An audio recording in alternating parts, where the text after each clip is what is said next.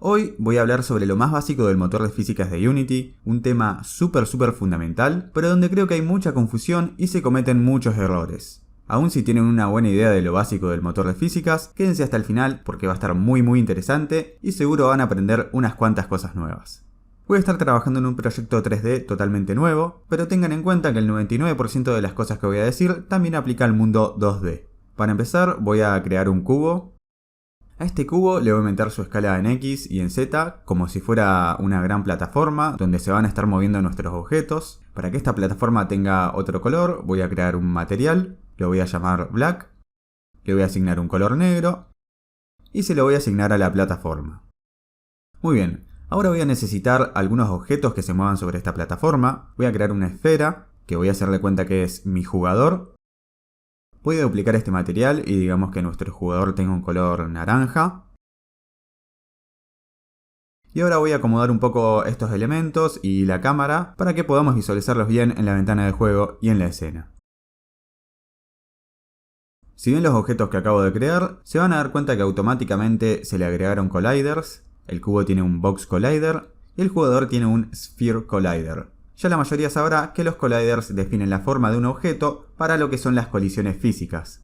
Si paso Play Mode, van a ver que con solamente colliders no va a pasar demasiado. Todo se está manteniendo estático y es algo que tiene total sentido. Si piensan en objetos estáticos como paredes o árboles, solo basta que tengan colliders que definen su forma física aproximada para que otros objetos no puedan atravesarlos. Ya que quiero ver algo de movimiento en la escena, voy a introducir lo que ya supongo que la mayoría conoce, que son los Rigid Bodies. Con mi jugador seleccionado voy a buscar para agregarle un componente Rigid Body. Ven que también me sale el Rigid Body con terminación 2D. Y obviamente ese es el componente que tienen que elegir si van a hacer un juego en 2D y que es muy similar al Rigid Body normal. Sepan que todos los componentes físicos y las funciones de evento que vamos a ir viendo existen con y sin terminación 2D. Si están en un juego 2D, acuérdense siempre de buscar que todo tenga terminación 2D. Muy bien, el Rigid Body es el componente principal del motor de físicas. Cuando yo agrego un Rigid Body a un objeto, lo que pasa es que toma un comportamiento físico simulado por el motor de físicas de Unity. Vean que si yo paso a Play Mode,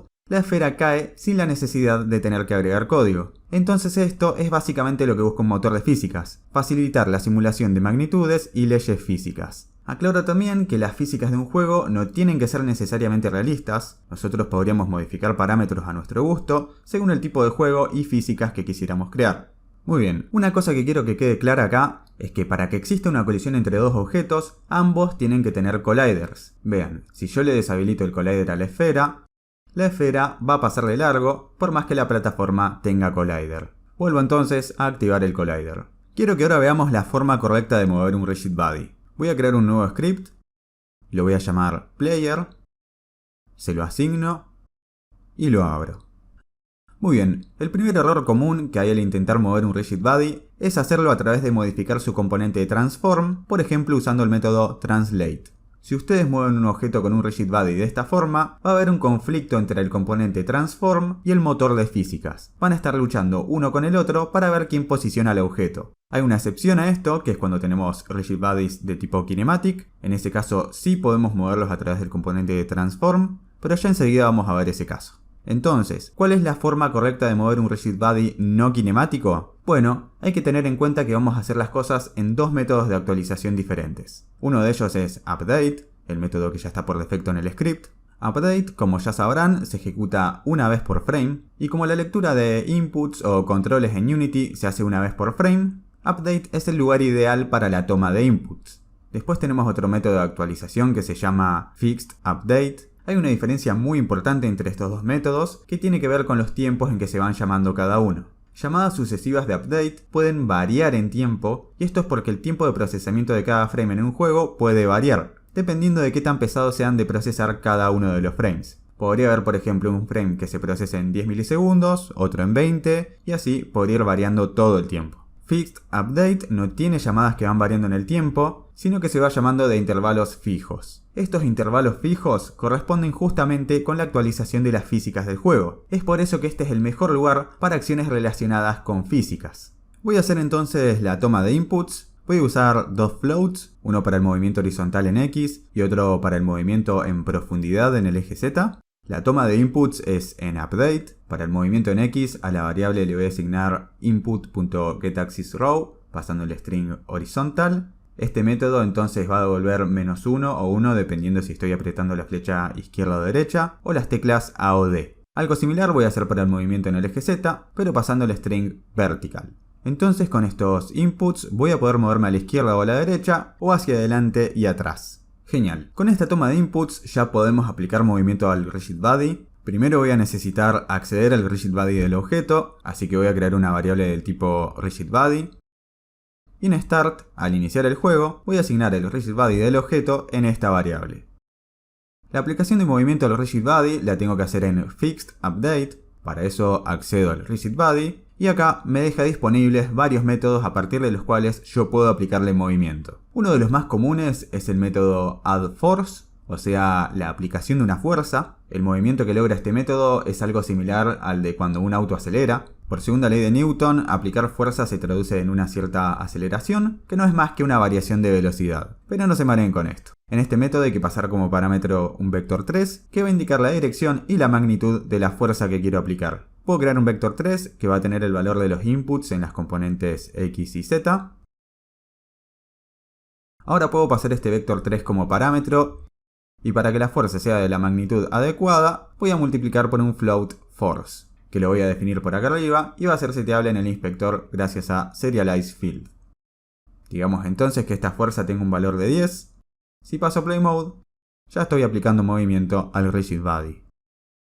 Hay algo adicional que me gustaría que sepan sobre FixedUpdate. Yo antes les dije que el paso de FixedUpdate era fijo, pero quizás quieran saber cuál es este tiempo fijo o quizás quieran cambiarlo. Para eso hay que ir a Edit, Project Settings, me voy a Time y acá este campo Fixed Time Step es este tiempo fijo entre llamadas sucesivas de FixedUpdate y los respectivos cálculos de las físicas. Esto quizás en algún proyecto sea necesario ir cambiándolo para ir viendo cómo va respondiendo el motor de físicas. En ese caso van a ver que algo que se hace muchas veces es multiplicar por time.fixedDeltaTime para hacer que estas aplicaciones de movimiento sean independientes del tiempo entre llamadas de FixedUpdate. Algo similar a cuando en Update se multiplica por time.deltaTime para mantener movimiento independiente del framerate. En este caso no va a ser necesario agregar esto, así que lo voy a sacar. Genial. Lo próximo de lo que quiero hablar es de colisiones. Para eso voy a crear una segunda esfera. Vamos a hacerle cuenta que es el enemigo del jugador. La voy a posicionar. Y también le voy a agregar un RigidBody para que pueda moverse. Así entonces yo podría pasar a Play Mode y al colisionar con esta otra esfera también se va a mover gracias a que tiene un RigidBody. Muy bien, supongamos ahora que cada vez que nuestro jugador colisiona con algo, quisiera que pase algo. Digamos por ejemplo que con cada colisión el jugador cambie de color. Para eso vienen muy bien lo que son las funciones de evento. Para este caso existe una función que se llama onCollisionEnter. Esta función de evento se llama automáticamente cada vez que nuestro jugador con el RigidBody colisiona con algo. Cada vez que colisione con algo entonces voy a cambiar de color. Para eso tengo que acceder al Mesh Renderer,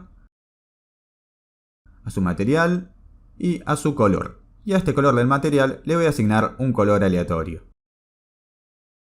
Si paso Play Mode, ya vean que con la primera colisión con la plataforma, nuestra esfera cambió de color. Y ahora también, cada vez que colisiono con la otra esfera, onCollisionEnter se vuelve a llamar, haciendo que los colores vayan cambiando. Algo muy importante de esta función de evento es este parámetro de tipo Collision, que lo que contiene es información de la colisión. Si fuera el caso que no estén usando este parámetro, lo recomendable es quitarlo. Vean que en esta línea no uso el parámetro, así que tranquilamente podría sacarlo de acá y así evitar cálculos innecesarios. Vean que si paso a Play Mode, todo sigue funcionando igual y no me sale ningún tipo de error. En muchísimos casos sí van a estar usando este parámetro. Digamos ahora que yo solo quisiera cambiar de color, solo en caso de colisionar con el enemigo, o sea, con la otra esfera, y no cuando colisionó con la plataforma. Entonces yo podría crear un tag enemy, asignárselo al objeto enemy, y entonces yo ahora podría en un condicional usar el parámetro collision, con el cual puedo acceder al GameObject con el que colisioné y comparar si tiene el tag enemy. Si es así, voy a cambiar de color. Digamos por ejemplo que también quisiera cambiar el color del objeto con el que colisiono. Bueno, de nuevo, puedo usar el parámetro collision, acceder a su GameObject y puedo copiar esto mismo. Ahora, cuando colisiono con la plataforma no pasa nada porque no tiene el tag enemy, y si colisiono con la otra esfera, ambas cambian de color. El parámetro de tipo collision no solo me permite acceder al objeto con el que colisiono, sino que tiene mucha más información. Una de las informaciones más típicas que se usan en una colisión son los puntos de contacto. Este campo contacts, por ejemplo, es un array con información de cada uno de los puntos de contacto que tuvo la colisión. O por ejemplo, este contact count te vuelve un entero con la cantidad de contactos que tuvo la colisión. Al campo contacts, Unity no recomienda usarlo directamente, sino que en su lugar podemos obtener la misma información usando el método getContact, donde tengo que pasar el índice del contacto que quiero, por ejemplo, el primero con índice 0. Honestamente, yo nunca me vi en la necesidad de trabajar con varios puntos de contacto de la colisión a la vez, nunca he tenido que pasar como parámetro otro índice que no sea el 0, pero igual se los comento porque bueno, quizás alguna vez tengan que usarlos. ¿Y para qué podría usar la información de este punto de contacto? Bueno, para muchas cosas. Algo típico, por ejemplo, puede ser instanciar un efecto de partículas en el punto de la colisión. Digamos, por ejemplo, que un proyectil cayó al suelo y justamente en el punto de contacto yo quisiera instanciar una explosión. Entonces yo de este contacto podría obtener el punto de contacto, que es un vector 3, podría guardarlo en una variable. Entonces yo podría, por ejemplo, tener un efecto de partículas de una explosión. Y luego podría usar instantiate para instanciar las partículas en el punto de contacto que obtuve y sin ninguna rotación. Muy bien, esto es un ejemplo de cómo podrían hacer esto en código. Yo no les voy a mostrar las partículas, solo lo voy a comentar para que quede como ejemplo y se los dejo a ustedes para que lo intenten por su cuenta. Otra información muy utilizada de la colisión es este campo Relative Velocity. Básicamente de acá vamos a poder sacar la velocidad de impacto de la colisión. Sería en esencia la velocidad combinada de los dos objetos que colisionan, pero si el objeto que se mueve es uno solo, sería solamente la de ese objeto. Entonces, ¿qué podría hacer yo con esto? Bueno, esta velocidad es un vector, así que podría obtener la magnitud. Y digamos que yo quisiera que, por ejemplo, si la velocidad de impacto es mayor que un valor, digamos 3, que ocurra algo. Por ejemplo, reproducir un sonido de choque o algo por el estilo. Yo no voy a reproducir ningún sonido, solo como ejemplo voy a mandar un mensaje por consola que diga reproducir sonido de choque.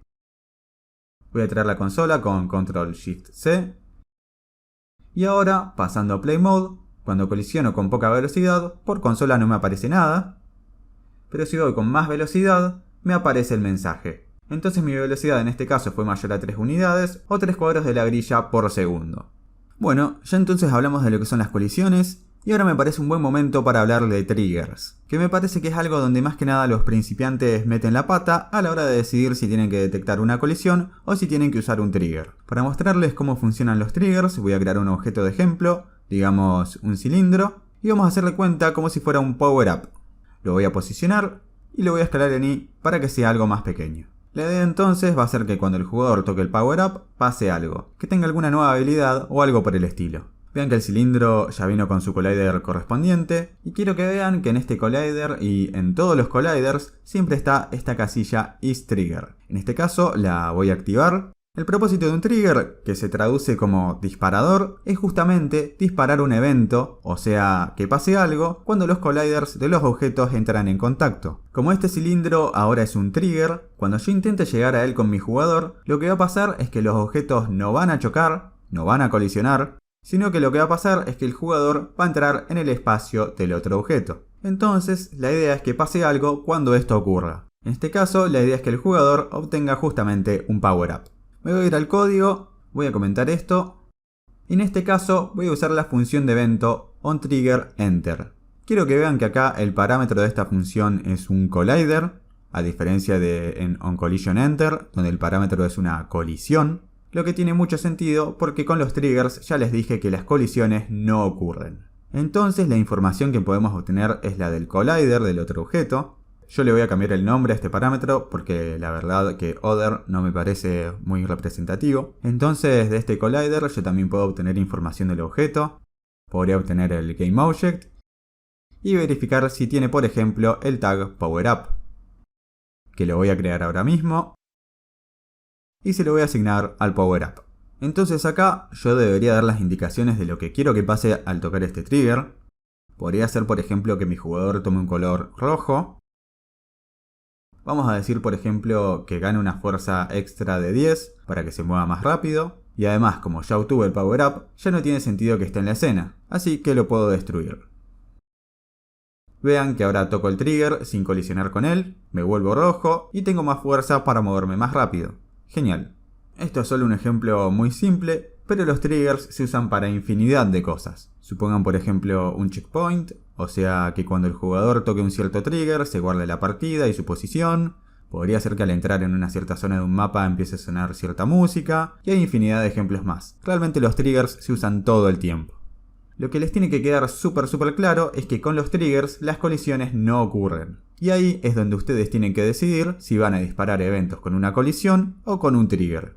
Muy bien, ya vimos lo que hacen las funciones de evento onCollisionEnter y onTriggerEnter, que sirven para disparar un evento al entrar en colisión o en un trigger. Pero también hay otras interesantes que les quiero repasar brevemente. Además de onCollisionEnter, también está onCollisionStay, que se llama una vez por frame cada vez que la colisión mantiene su contacto, o sea que se va a ir llamando mientras los objetos se están tocando. Y también está onCollisionExit, que sirve para disparar un evento cuando los objetos pierden contacto. Similarmente tenemos a onTriggerStay, que se llama mientras el objeto se mantenga dentro del collider de tipo trigger, y onTriggerExit, que se llama cuando el objeto sale del espacio del trigger.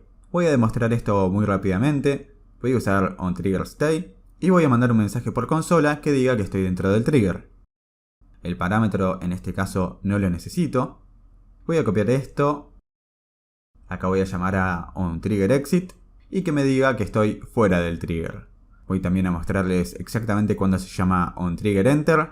Voy a comentar esto. Y voy a mandar un mensaje que diga entrando al trigger. Para mostrar esto bien, voy a aumentar el tamaño del collider del trigger. Voy a pasar a Play Mode.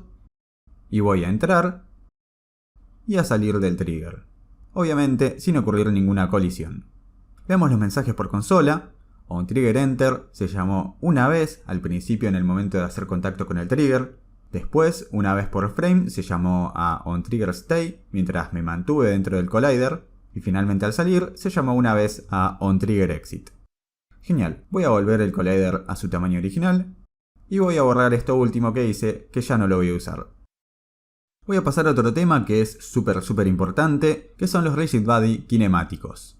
Voy a tomar a mi Power Up, que por el momento no tiene Rigid Body, y le voy a agregar uno. Pero en este caso, voy a activar la opción isKinematic. Cuando hacemos que un Rigid Body sea kinematic, lo que pasa es que ya no le va a hacer caso al motor de físicas. No le va a afectar la gravedad, no se le va a poder aplicar fuerzas y demás. La opción isKinematic hay que elegirla cuando movemos objetos que tienen colliders, pero sin que obedezcan leyes físicas, sino que nosotros vamos a hacer que el movimiento sea puramente vía script. Piensen por ejemplo en juegos donde hay plataformas móviles flotando en el aire, que se mueven hacia un lado y hacia otro. Estas plataformas no siguen ninguna ley física, sino que se les está diciendo por código que se muevan de acá para allá. Son un muy claro ejemplo de Rigid Bodies de tipo kinematic. Para este ejemplo didáctico vamos a hacer de cuenta que el Power Up es un objeto que se va moviendo por el escenario. Como es kinematic, el movimiento es puramente vía script, entonces voy a crear un script. Lo voy a llamar Power Up y se lo voy a asignar. Como mi Rigid Body en este caso es de tipo kinematic, en este caso sí es totalmente válido moverlo mediante su componente transform, por ejemplo con el método translate. Voy a hacer que se vaya moviendo hacia atrás, en una cierta velocidad, que la voy a definir por acá arriba. Y además al estar en update tengo que multiplicar por time.deltaTime para hacer que este movimiento sea independiente del framerate. Ahora al pasar a Play Mode tengo el Power Up móvil que va hacia atrás. Y se mueve sin tener en cuenta las físicas, sino que puramente vía script. Lo que quiero que se les grabe respecto a los Rigid Bodies de tipo kinematic es que tienen que usarlos siempre que tengan objetos con colliders que necesitan un movimiento que nada tiene que ver con el motor de físicas. Pasemos ahora a otra cosa muy importante, que son los materiales físicos, que sirven más que nada para indicar la forma en que nuestros objetos reaccionan con las superficies, en el sentido de qué tipo de fricción o qué tipo de rebote van a tener. Por ejemplo, podríamos hacer que la esfera rebote mucho o poco, o podríamos hacer como si la superficie fuera resbaladiza, como si fuera hielo, y cosas del estilo. Entonces, clic derecho, Create, Physics Material. Si estuvieran en 2D, deberían elegir el Physics Material 2D. No es el caso, me voy a Physics Material. Y en este caso voy a usar este material para que la esfera rebote. Para que el jugador obedezca a este material físico, tengo que seleccionarlo y asignarle el material en el collider. Si selecciono el material, van a ver que tiene unas cuantas propiedades relacionadas a la fricción y al rebote del objeto. Les recomiendo que vayan cambiando valores y prueben por su cuenta cómo va reaccionando el objeto. Para este ejemplo, yo solo me voy a enfocar en el rebote. Un rebote de 0 significa que directamente no hay rebote. Voy a probar entonces con un rebote de 1, que sería un rebote del 100%, o sea, sin ninguna pérdida de energía. Pero también hay que tener en cuenta cómo está seteado este desplegable. Nuestra esfera, cuando rebote, va a rebotar con la plataforma. La plataforma, si quisiéramos, también podría tener su propio Physics Material, con su propio seteo de rebote, pero como no tiene ninguno, se toma como si su seteo de rebote fuera 0. Entonces nosotros, de este desplegable, elegimos cómo queremos que sea el rebote combinado de los dos objetos que colisionan. Si está marcado en Average, o sea, el promedio, lo que va a pasar es que el rebote va a ser el promedio de los valores de rebote de la esfera y la plataforma, o sea, 0 y 1, resultando en un rebote de 0.5, que sería con una pérdida del 50% de la energía con cada rebote. Si paso Play Mode, ya la pelota tiene un rebote con un 50% de pérdida de energía entre rebotes. También podría elegir en el desplegable entre los otros seteos. Por ejemplo, Minimum toma el rebote del objeto que tenga el menor rebote, que sería la plataforma con 0. Multiply, si multiplican ambos rebotes. Y Maximum, que es lo que voy a probar, donde se toma el valor máximo de rebote entre los dos objetos, que en este caso sería 1. Si paso Play Mode, ahora el rebote sería de 1 o 100%, sin ninguna pérdida de energía. Muy bien, antes de terminar, me gustaría hablar sobre unos cuantos temas que siempre generan dudas y algunos problemas típicos que seguramente se van a encontrar con las físicas y los rigid bodies. Primero que nada, voy a hablar de la influencia de la masa en un movimiento de un rigid body. Supongamos que a nuestro jugador le aumentamos la masa de 1 a 10 kilos, entonces ahora es totalmente coherente que nos cueste mucho más moverlo. No es lo mismo mover un objeto de 1 kilo que uno de 10. Esto está íntimamente relacionado con la segunda ley de Newton. A mayor masa vamos a necesitar una mayor fuerza para obtener una aceleración igual a la de antes. La masa además va a estar directamente relacionada con las colisiones que queremos tener. No es lo mismo chocar contra un pequeño objeto de poca masa que contra un camión o un objeto de mucha masa que apenas se va a mover con la colisión. Entonces intenten siempre ajustar los valores de masa en relación al tipo de comportamientos que les gustaría tener. Una duda típica con los rigid bodies es cómo hacer que un objeto caiga más lento. Mucha gente piensa que objetos con mayor masa caen más rápido. Esto no es cierto. Fíjense por ejemplo que si paso la masa de mi jugador a 1000 kilos, sigue cayendo igual de rápido que cuando teníamos 1 kilo. Esto también está relacionado con la segunda ley de Newton. Si aplico esta ley para un objeto en caída libre, resulta que la fuerza-peso es igual a la masa por la aceleración. Entonces las masas se cancelan. Y la conclusión es que un objeto en caída libre siempre tiene una aceleración igual a la constante gravitatoria, sin importar cuál sea su masa. Para hacer que un objeto caiga más lento, nos tendríamos en realidad que enfocar en la propiedad drag, que podría pensarse como la resistencia del aire. La puedo pasar por ejemplo a 10, y vean que ya el objeto cae más lento. Algo típico también que se quiere hacer al mover objetos físicos es restringir movimiento. Para eso tenemos el apartado Constraints, que permite restringir el movimiento y la rotación sobre cada uno de los ejes. Podríamos suponer, por ejemplo, que nuestro jugador es un personaje de un juego top-down y solo nos interesa que rote sobre el eje Y. En ese caso, podría congelar las rotaciones sobre los ejes X y Z.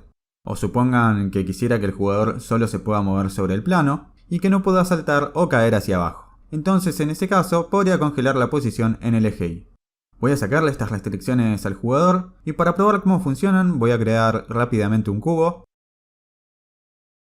y le voy a agregar un rigid body para que se pueda mover. Si yo no le impongo ninguna restricción de movimiento al cubo, al colisionar con él vean que se da vuelta y puedo rotar sobre cualquier eje. Si yo por ejemplo le congelo las rotaciones en X y Z, ya no vamos a poder voltearlo al cubo y solo va a rotar en torno al eje Y, que es la flecha verde. Otra duda muy típica que suele surgir es respecto a los rigid bodies kinemáticos y pasa cuando se intentan hacer colisionar dos rigid bodies de este tipo. La gente se queda pensando ¿por qué es que mis objetos no colisionan? Y la respuesta a esto es muy simple. Dos rigid bodies de tipo kinematic no pueden colisionar. Vean, si yo tomo este cubo y hago que sea kinemático, el power up, que también es kinemático, ni se va a enterar que está ahí. Para que exista una colisión, por lo menos tiene que intervenir un rigid body no kinemático. Si al cubo yo le saco la opción de ser kinemático, ya con eso es suficiente para detectar la colisión. Tengan en cuenta también que en un Rigid Body kinemático tampoco se van a llamar las funciones de evento como OnCollisionEnter, o tampoco se van a poder hacer cosas como agregarle fuerzas o torque al objeto. Recuerden siempre que los Rigid Bodies Kinematic dejan de obedecer al motor de físicas. Otra cosa que veo que pasa muy seguido es ver casos de objetos que traspasan el suelo o paredes. En el caso de este ejemplo 2D, los Rigid Bodies 2D, a diferencia de los 3D, se les puede setear la escala de gravedad acá mismo. Este seteo de 8 es bastante alto, lo que hace que el objeto caiga muy rápidamente. Para objetos que se mueven o caen muy rápidamente, el tipo de detección de colisión por defecto, que es Discrete, no suele ser suficiente para detectar las colisiones con las paredes o con el piso. Entonces, en los casos de estos objetos que se mueven muy rápidamente, lo que tenemos que hacer es pasarla a Continuous y problema resuelto. Vean que ahora ya detecta la colisión con el piso correctamente. Una duda que también puede surgir es qué es lo que pasa con los Rigid Bodies cuando están en relaciones del tipo objeto padre o objeto hijo. En este caso tengo esta rueda de colores que está rotando. Y si veo la jerarquía, el objeto consiste en un objeto padre que contiene 4 objetos hijo correspondientes a las 4 partes de distintos colores de la rueda. Como ven, estas partes tienen colliders y no tienen rigid bodies y además se están moviendo, lo que uno podría pensar que no está bien. Pero lo que pasa acá es que el objeto padre sí tiene rigid body. Y lo que pasa en este caso es que todos los objetos hijo se comportan como un único rigid body junto al padre. Lo que hay que entender es que los rigid bodies representan un solo objeto físico.